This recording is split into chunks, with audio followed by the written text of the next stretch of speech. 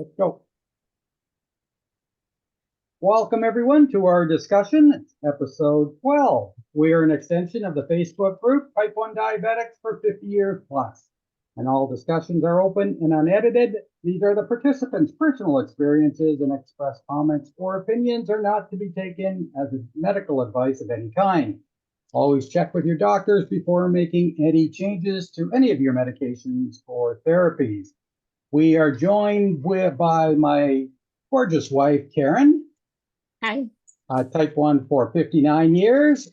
We have the lovely Marcy, Type 1 for 52 years. 53 now. I got to make a change here. 53 now. That's not much of a change. It's one more year. Yeah, it is a year. And today we are in conversation with the lovely Julie. It's Rhoda? Is it Rhoda? No, it's actually Rhoda. It's Rhoda. Julie Rhoda. Short vowel sound. Yeah, there we go. All right. Type 1 for 53 as well? Yeah, I was, trying to figure that out again. So it was Easter of 1970, and I was 9 going on 10 because I turned my birthdays in July. So I thought, well, 1970 to 2024 should be 54 years, but do we count the first year? I don't know. So my sister, who is the engineer, was very interested in how I count my years. And I just said, it's 53 or it's 54. Either way, it's been a while. Yeah. I think exactly. Marcy's going to love you here because everybody we seem to be in conversation with are all diagnosed very, very young. So you're getting closer to her diagnosis stage. Okay. Exactly. We got 2 babies on the day. So yeah, this is the first time we've actually met. I did virtually, which is kind of neat. I know you've been with the group for a long time now, almost since it started as well. And we've been reading your posts and you've been contributing and being an active participant right from the get-go. So your thoughts on the group since it got going, and it was a little itty-bitty group at the time. Wow. So you know what? I really felt like I had met my tribe from the get-go. I think I was somewhere around the 300, 250, 300. And when it met 1,000, I was ecstatic. I just didn't know there was that many of us at 50 plus years. I have found it to be a delightful group. And while I'd like to say nary a complainer, we know there's always a few in every group. And that's the nature of how we are. I said, some days you better check my blood sugar if I said something. I tend to get a little testy when my blood sugar's high, as my husband reminds me. He actually has a lovely saying, and my son picked up on it. He said, honey, we're not having this discussion until your blood sugar's under control. And my oldest son said, wow, I got to use that with my wife. I don't care if she's diabetic or not. So, but he's tended to be right, very observant, very helpful. I'm thankful I have a partner who is so inclined to be very helpful. But as far as the group, I find it very interesting. Some of it's just general comments like you find in any Facebook group, and other things are really thought-provoking questions or experiences. And so that's one of the reasons I really love participating. And like I said, not a whole lot of complaints. We've all been through a whole lot in 5 decades, a lot of changes in protocols, a lot of changes in everything. And it's just kind of fun to share memories of that or experiences with people who really do understand who we are and what we've been through. Yeah. People that finally get it. I was surprised to see that so many of us think in the same terms, though. Like, we have the same tendency to think that, at 50 years type 1 diabetes, I thought I was the only one, And a lot of people, and the number in the group, says that there's a lot more than just a few, And Right. So there's some other things too. I can't put my finger on it right now, but I find it very interesting. Yeah. Yeah, absolutely. And it's like you say, Julie, the thought-provoking posts and questions and that kind of stuff. It's everybody has the right to have their opinion and how they've managed this for so long. You know what? Nobody's doing anything wrong. Like, let's face it, we're Right, still around, right? right. But people can be sometimes really, really strong in their opinion, and that's fine, as long as they keep it that's their opinion. It doesn't, let's not, talk down to anybody else just because somebody has a different opinion. Right. So everybody's strong that way, and we get that. It's a whole group of people that have managed this for a lot of years that have earned the right to talk. Absolutely. Right. And absolutely, what works for one person doesn't work for another. What Yeah, works for me exactly. one day doesn't mean it's going to work the next day. Although there's similarities between our days, we can kind of get a management style that works best for us. But, I like to say every body is different and everybody is different. They're both spelled the same way. Yeah. So it kind of is one of those, what do you say? I have to let you know though, my endocrinologist, I didn't have an endocrinologist till I turned 50. There aren't that many in Montana, so I'll just let you know that. But I couldn't get one at the hospital clinic I was at because they said I wasn't sick enough, even though I had type 1 diabetes for all these years and I had 4 other autoimmune diseases. And I switched. There was a new provider in town, and I met him, and I absolutely just adore him. He's a type 1 diabetic, really Huh. smart. He beta tests pumps all the time. In fact, he'll often be wearing 2 different pumps or 2 different sensors. And I come in and he'll always say, well, how's your type 1 50 years group doing? How many members do you have now? What can I learn from them?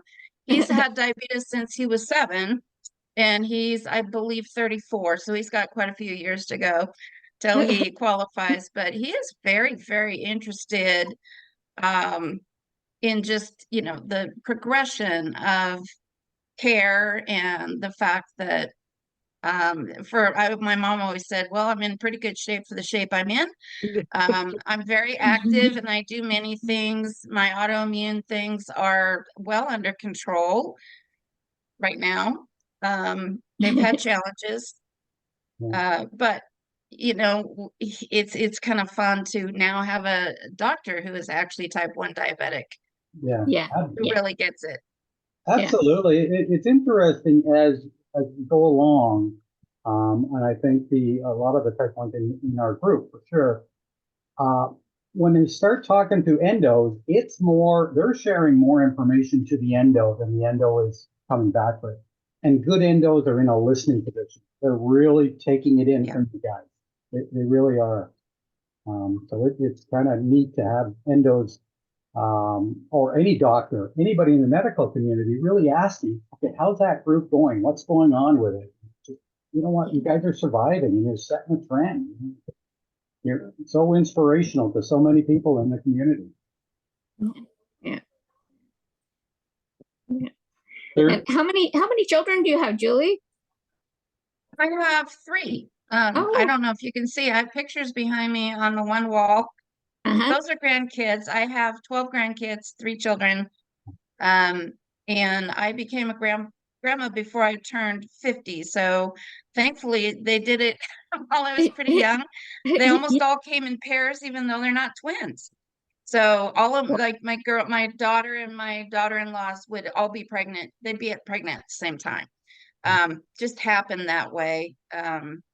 So yeah, we have quite a few youngins, and we have the blessing of having them all live nearby Oh, now. nice, They all nice. came home to roost. They had lived around the world.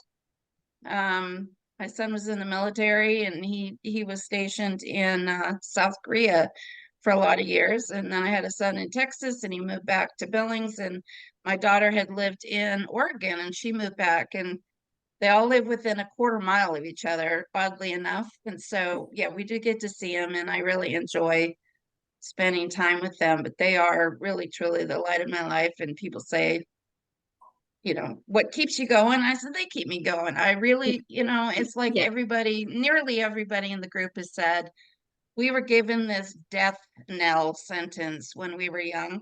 You'll only live X amount of years, and by golly, didn't we prove them wrong? Yeah. But you know, for someone who was told never to have kids and you'll never have kids, you'll never amount, you know, they didn't say you'll Yeah. not Yeah. amount to Yeah. much, Yeah. but don't plan on having a career, don't plan on this, you're not Yeah. going to live long enough. And in the end, we did what we did and Exactly. we survived. And now I really enjoy the fact that I have all of these people in my tribe. Yeah. So Yeah. Yeah. yeah. Yeah. Oh, good for you. Well, what are So- the thoughts? The medical community has really changed that way. They're no longer saying that, right? They're no longer No, saying 30, thankfully. 40 years. They're saying you look after yourself and you can manage this. And I guess are some newly diagnosed, I'm throwing this out there for you guys, are some newly diagnosed just hearing it from social media, from friends, whoever, that it still is not a good thing and, you know, life is going to be hampered big time. Is that what they're hearing, newly diagnosed? What's your feeling on that? Who wants to go first? Well, I tell you, if you Google it, the first thing you say is that you're going to have a reduced life. I mean, anything that I've ever Googled, that's I mean, just a generic Google, and so I don't know if they get it from there or if reading the Facebook pages, people with complications and stuff that are having problems. Sometimes, you know, that's an issue, and but it's, you know, it's really not a great disease to have, but I mean, you can you know, take care of it and have a long life, but you know, there's still issues with it. And so Yeah. I think that it's a lot of, if they just Google it, you'll see it. So Yeah. Yeah. Yeah. Yeah. It's true. And Marcy, I know you participate in other Facebook groups. Maybe we all do. Um, I find, I guess for me, and maybe it was because my parents really didn't tell me all of these dire things until later. I really had a great outlook on life. And in spite of the illness, I just did everything. And um, I find that there's just kind of, maybe it's pervasive and maybe it's the people who are posting. I don't know how to measure this, but my doctor did tell me that there's a very high rate of anxiety and depression involved with our younger type 1 diabetics. And it has always kind of, I don't know, I don't understand it as much because our options now are so much easier in Yeah. terms of management. The tools we have are so much better, but I do realize there is that mental load of getting up and doing all the things. Part of the thing now I see where people are diagnosed, and when I was diagnosed, I was in the hospital for a few days. In fact, they told me I couldn't go home until I could give myself my own injections because I was going on 10 years old. Yeah, You should be yeah, able to do this. And Yeah. Yeah. reading comments from people that are 30 who still can't give themselves their own injection is just overwhelming. And I don't know enough about the phobias to say yeah, what's normal, what's not normal. But I just, you know, it never even entered my mind. I just wanted to go home from the hospital. yeah. Yeah. So I learned how to do it. You know, I remember Yeah. poking that orange so many times until it was leaking, Yeah. until I got the nerve up to actually inject in my leg.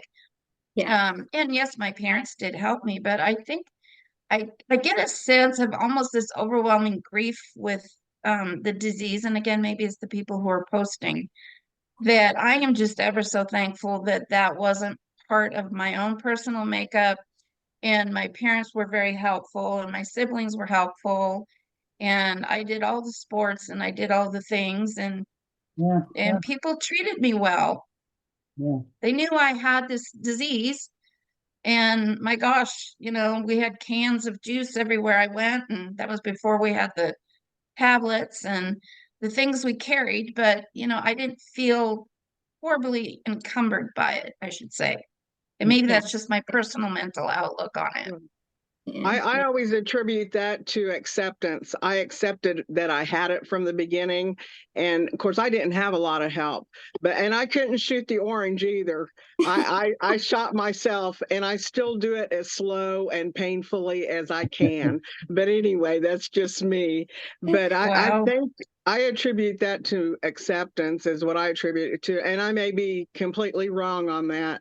But if you accept it and learn to work with it, I mean, it's your companion, basically. Mhm. Yeah. Yeah. Yeah, Well, we have to do it. We have to do it if we wanted to stay healthy and we want to stay alive. And so, yeah, it's that outlook about, yeah, I want to be here. I want to get healthy. I want to go home. And So Julie, your parents, both your mom and dad were right on board, and they kind of learned all they could and got you along with this, right? My mother, yeah, my mother did. My father, unfortunately, he was a very much a workaholic, we'd call now. Yeah. He worked hard. There was 8 kids in the family, and he worked hard to support Okay. us. Right. But workaholic might not be the right thing. He was just supporting his family. But my mother was incredibly supportive. She changed all this food. She had cooked everything, canned everything. This was before you could Google recipes, and she always made Right. canned fruit and canned jellies and jams. And man, we would go gleaning.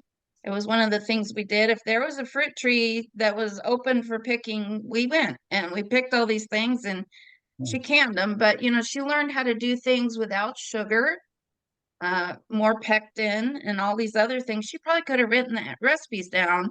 Yeah. Because again, she could have written a cookbook and many other things. So she did the same thing later. My father had heart disease, and everyone in his family passed away in their 50s that were male, and he lived to be 94. Oh, She totally changed his diet. She changed the way everything was cooked. Yeah. So she was really my support system. She really was. She was always, really disturbed me when I was real young, going to birthday parties, and she shadowed me. I resented it like none other. We could do sleepovers if it was the house next door, my friend down the block, but not anywhere else. She wanted to be within running distance, I think. I just realized now our parents don't have the tools parents have now, where they can watch on their phone what's happening with their child's blood sugar, and steps of faith they invested that we were going to be okay. It just boggles my mind. But yeah, she was really, really much my support system for many years. Yeah. It's got to boggle your mind and boggles everybody's mind that there was no measurement tools back then, right? And you kind of ran with it. Just of course, maybe that's why we didn't have as much anxiety as they have now. It's not information overload. Yeah. How much are we checking the data? I had to laugh. It was about 2 years ago. I was watching 5 of my grandkids, and they all wanted to play charades. And they're playing charades, and they were doing this thing where they were pulling something out of their pocket, and they're looking at it, and they're kind of, and I thought they were like pretending to text on a phone and all this stuff. Well, it turns out they were pantomiming me with my insulin pump and checking it and checking my data. And it really was like the first time I realized they have been watching me. And it was something they just giggled and giggled. And I thought, my goodness, am I getting to be that data freak? We worry about checking it so much. On my newer system, I don't have to do that. In fact, I even forget it. If it's not making alarms, I know I'm in range and I'm okay. But it was a constant thing I worked at so much. And so, but it was like the light bulb went on for me, like how much other people see what I'm doing. And did it bother them? And it didn't bother them. That's part of what grandma does. Yeah. Larry Well, had me post a question to the group, the 50 plus group, because he was telling me how many times I looked at my numbers and stuff. And so I did, and everybody else did it too. So I was, that's just what we do, I think. You know what? And, Yeah. and I don't know if I should look at it in a negative way, because look at millennials today. How often do they look at their phones to see if their batteries are charged? You're doing the Right. same thing. Right. That's true. yeah, Just- yeah, You know, one thing that actually thrills me about the group is the fact that we have as many in what you have termed our master's class. And I know our age ranges vary because of when we were diagnosed, but we have to say the majority of them are going to be close to 70 or over, somewhere 65 and over. And it isn't as common for our folks that are a little bit older than me, because I'm 63, to use Facebook and to use different technologies. yeah. And so, you know, a lot of it I didn't do. It was my own mother at 82 who got me to use Skype for the first time. She calls me and she tells me I'm on Skype and I want to see my great grandchildren. And I'm like, I'm not going to use Skype. You know, and I was in my 50s, and it was so, you know, it was a challenge. I think during the pandemic era, we got more comfortable with Zoom like we're doing now. It Yeah. forced or it pushed more of us into telecommunications and technologies, because otherwise we would be really isolated. Also opened up Yeah. incredible opportunities to be talking to people around the world. Yeah, yeah, And absolutely. that's something about our group that really yeah, I'm excited about as well, that we do have diabetics from all over the world, and just to hear the differences in their own story and the access to care or some of the other things that very interesting. Yeah, yeah, I exactly. agree. Yeah, Yeah, a lot of the emotions are so consistent, and the management and so forth you went through for the last number of years. There was a recent post. It's interesting. This is one of these, it's almost a controversial post. I'm not sure why. Well, I guess I could understand why. These medals, everybody in this group qualifies for a 50-year medal. Some like them, some say, why bother? They collect dust. I say, congratulations. You managed it for so long, you deserve a medal. Yeah, yeah, absolutely do. So I think it's kind of neat when somebody shows their medal and they celebrate it. Absolutely. I still have to figure out how to get mine, because I guess somebody said I could have my siblings write a letter. You know, my parents are gone, my doctors are gone, the hospital I was born is gone. The hospital where I'm treated has a movie theater there where it was, you know, and just finding some of the records, because so much has changed. It's been an interesting dilemma, and I thought, well, how much do I want to pursue it? So I don't remember. Maybe it was Richard, and a little side chat. Richard Vaughn posted, well, I think if you get family members who knew you to write an endorsement of what they remember and the time frame and the era, that it works. So I found that to be, you know, We used Karen's doctor, because her original doctor is no longer with us. So her doctor simply wrote a letter on his letterhead that she had been a type 1 insulin dependent since December of '64. And that's what was accepted. I think it was a Jocelyn, because in the US you can get two medals, right? The Jocelyn one and the Lilly one. yeah, One can go online and the other you have to mail in. But I think we use that same letter for both. yeah, interesting. Yeah. Well, I looked on some paperwork from my doctor that I have now, because I don't have any records, and it said 1971 on that paperwork, and so I recently made that my birth date as my date. But anyway, I think that if it's on your paperwork through your doctor, that if it has a, like Karen's December of whatever, Yeah. that would work. And Yeah. Yeah, yeah. Yeah. Because I don't remember the exact date either. I mean, my records are gone and stuff, and I just know I was 2.5, so that would put it at the end of December, and it was okay. So Yeah, yeah, and Yeah. we had asked him, we told him why we wanted the letter, and Yeah. he said to whom it may concern, and yeah, it just said that she was diagnosed and she's been insulin dependent since December 1964, so that would Yeah. qualify for sure. yeah, There was another really neat post recently. A member who speaks really well, participates a lot, and we don't see him. And all of a sudden, I'm going to go by Johnny S. He posted a group with his wife, or a picture with his wife and his granddaughter. It was a fabulous picture. It's just great to see some members that we hear from, but we don't see them. So now we get to see a picture and a face. And every time he posts now, we can picture his face. And it's kind of cool. Yes, it was a very nice picture. And I had no idea what he looked like. Of course, I don't look at the profiles usually, you know, or anything like that. But yeah, I was glad he posted. yeah. What management do you use? So you use a pump now, Julie, or Yep, I do. I pull it out of my pocket now. I can check the number. Oh, yeah. And look at that. I don't know if you can see, I'm actually 100%. Hey, Wow. Yay. You know, good it's kind job. of funny. So I use the Medtronic 780G. I've had it since December.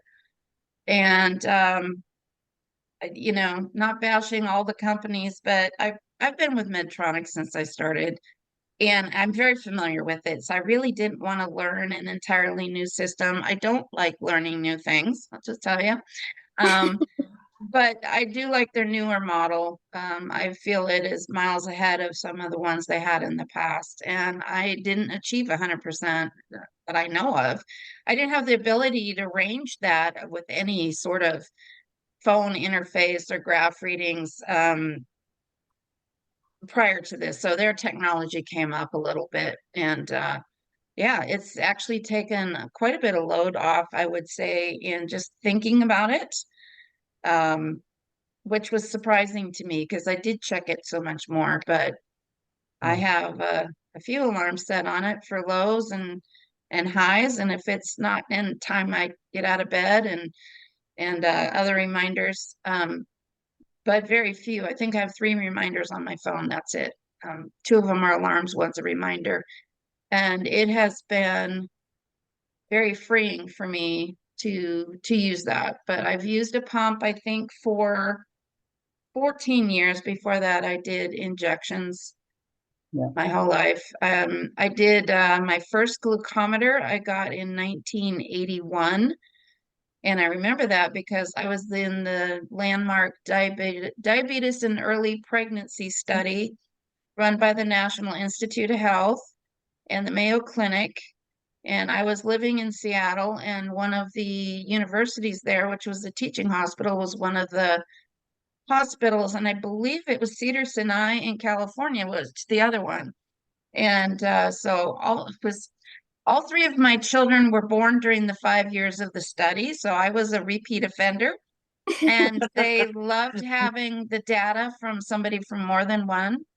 And I don't think I would have had successful pregnancies, honestly, had I not been part of that. I had such excellent care, such knowledgeable physicians, and the purpose of the study was just to see if you kept your blood sugars in what was a normal range, if you would reduce the amount of abnormalities at birth for children of diabetics that they were finding.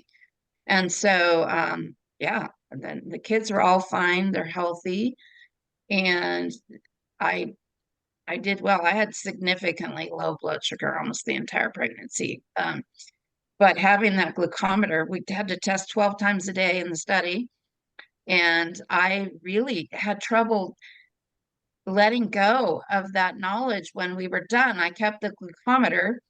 Um, I wanted to test my blood sugar all the time. So they finally said, maybe if you do it like twice a day or 3 times a day. And that was the first that we had the data. So it was hard to move away from that frequent testing because it was so informative. Yeah. And so that's the nice thing about CGMs now, is that we have that. We can just see it if we want to look frequent or not as frequent, but it's right there at our fingertips without poking our fingertips. Yeah. What was hubby's reaction the first time you brought home a CGM and the glucometer, sorry, the glucometer, you tested your sugar and he saw a number and thought, what's taking this so long? Oh my gosh, it did take a long time. And of course, it was the size of a desktop adding machine. And it had it had one of those old adapter things. And I was taking it back and forth to work. So every time you unplugged it or went to use it, you had to calibrate it. And I worked in an engineering firm. Of course, the engineers were all excited to come and see. Every time I poked my finger, they're all looking at all of it. I think HIPAA things now would go crazy with that with HR, but and I was the only woman in the entire unit, so 300 guys. So it was kind of I was an anomaly no matter You're what we special. did. Yeah, you're And special. I was pregnant, and so got to take care of me. So I had all the pluses or minuses either way. That was a great group of people to work with. I was at Kenworth Truck Company. I was in the engineering department, making Wow. and designing off-road equipment, and loved it. Had a blast. And you're still Wow. working now, yes? I am. Yeah. Yeah, I guess half our group are and half aren't. So yeah, Yeah. still out I there don't contributing. do truck stuff now. I Yeah. don't. I do actually funding consulting for nonprofits. So it's a big stretch. It's moved from one end to the other. Wow. Wow. Yeah. I think the last when I was originally touching base with you, I think you were getting ready for a speech. You were talking to a bunch of people or something at some point. So Yeah. Yeah. I had a conference I was doing a training at. So yeah. yeah. Mhm. Very good. Yeah. All right. Any other questions there, ladies? Well, with 3 diabetics in the room here, we could probably talk for hours. That's the thing. It's just we go and we go and go. So it's like when you ask us any questions, you start us on one question, we'll take off for another 3 hours. So it's This is true. Well, I feel like I kind of dominated, and I apologize. well, no, It's so because nice you're to see your. supposed to. You are a You guest. We're are. supposed You're to get to supposed Oh, to know well, there we you. go. See, and I thought I was joining your conversation. So no. Well, everything you're saying, we're agreeing with. We understand. We know it's, we've been there, done. I mean, I had to stop working because of COVID because I have stage 3 kidney disease. So, and I worked in the education field. And so my doctors just said, no, they closed the schools and stuff. So they closed my career. So I had to take early retirement and that was tough because it was a job I loved. And, through COVID, I was kind of a prisoner in my own home because my doctors wouldn't let me go anywhere or do anything, go grocery shopping when there's no people, don't go to crowded places, don't do this, don't do that. It was like, wow. And because I worked with children my whole career, I was always on the move. I was so active. I was always doing something. And now I've learned to sit on my duff very well. It's come very easy to me now, which is scary because walking was my, well, I now try to walk every day, but it's like, what a change from go, go, go, go to just sitting. And I said to someone today that I feel guilty for the days that I just sit. And she's a type 1 diabetic as well. She's in our group. And she said, no, you've earned it. Don't feel guilty. You've earned it. And I still think, oh, but I should be doing something. I should be doing something. But, Well, Marcy, I'm ready to see some more wall climbing photos.